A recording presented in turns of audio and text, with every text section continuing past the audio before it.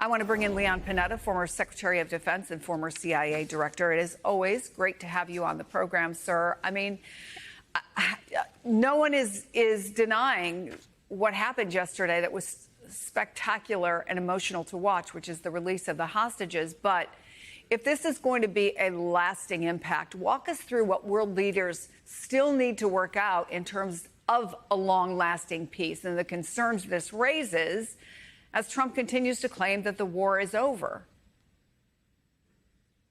Well, I think this is probably a good moment, Chris, where we have to remember what Churchill said after an early Allied victory in World War II.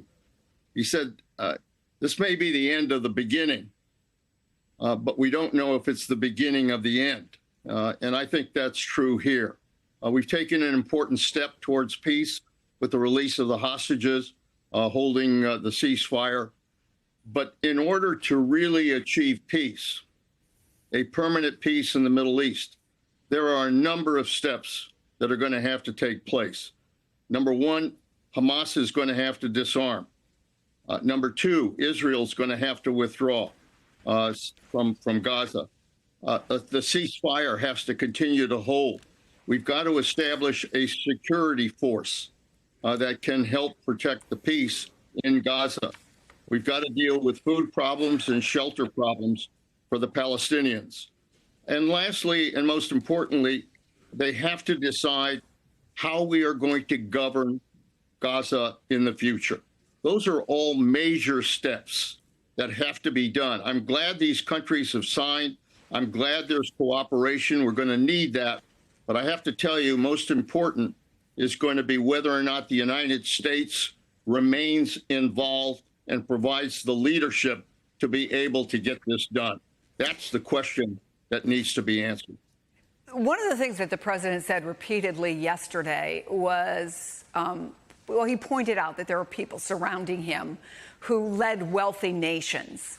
Obviously, the implication that they were going to be key in the rebuilding of Gaza. And we know how much of that country has been flattened and the shock that many of the folks who returned there after being gone for a year or more felt seeing that.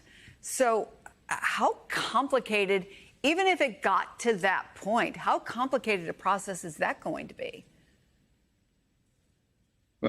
My experience in the Middle East is that everything is very complicated unless the United States is able to provide leadership. Look, the reason we were able to get the release of the hostages, the reason we were able to get a ceasefire is because the president basically leaned hard on Netanyahu and the Arab countries leaned very hard on Hamas.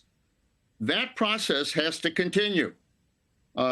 We are going to have to continue to pressure these countries to be able to come together and work effectively in order to get this done. I mean, I'd love to see the Abraham Accords expanded now, because that would bring these countries more in line with what needs to be done in terms of a cooperative relationship. You know, the UAE, Saudi Arabia, the countries that mark that part of the Middle East are very important. They are wealthy, but most importantly, they can exert tremendous pressure in terms of getting the Palestinians ultimately to be able to govern themselves. That's a real crisis right now.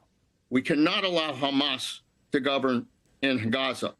But in order to replace Hamas, we have got to establish a Palestinian leadership working with these Arab countries that provides stability and provides security to Gaza. That's going to require a lot of work and a lot of cooperation. Yeah. This diplomatic momentum that the president has created in the Middle East does raise questions, and I think in some quarters even expectations about there being some kind of progress potentially in ending the war between Russia and Ukraine. Volodymyr Zelensky is set to meet with Donald Trump at the White House on Friday as the president considers providing that country with Tomahawk missiles. Do you think he might be emboldened to pressure Putin in a different way than he has before? Well, I hope he is. I think, he obviously wants to be a peacemaker. He's been successful at providing this first step in the Middle East, and I think everybody recognizes that. But the reason he was successful is that he stood up and pushed Netanyahu to agree to the terms, and others pushed Hamas to agree to the terms. What has to happen in Ukraine is that the president has to push Vladimir Putin to either stop the fighting, or if not, that we are going to fully arm Ukraine, provide them with the missiles, provide them with the equipment they will need in order to make sure that Russia never succeeds in Ukraine. That's what's got to happen if we're going to have a chance at peace. I want to ask you about a battle here at home between the Trump administration and Democrat-led cities and states over Trump's decision to send the National Guard places like to Chicago and Portland. Your former boss, President Obama, called it a politicization of the military. Here's what he said in a recent podcast. A lot of the norms, civic habits, expectations, institutional guardrails that we had, that we took for granted for our democracy, have been weakened deliberately. When you have military that can direct force against their own people, that is inherently corrupting. I wonder what you make of this kind of a split screen between Trump trying to end wars abroad, but escalating his fight with blue cities and states here at home.